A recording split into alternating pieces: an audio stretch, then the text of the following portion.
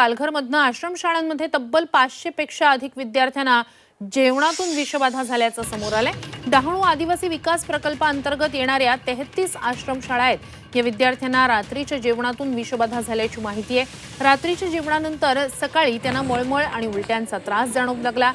या विद्यार्थ्यांवर सध्या जिल्ह्यातील विविध रुग्णालयांमध्ये उपचार सुरू आहेत। त्यांची प्रकृती स्थिर असल्याची माहिती पालघरच्या जिल्हाधिकाऱ्यांनी दिली आहे। दरम्यान ही विषबाधा नेमकी कशामुळे झाली, कशातून झाली हे तपासण्यासाठी आता अन्न औषध प्रशासनाला नमुने पाठवण्यात आले।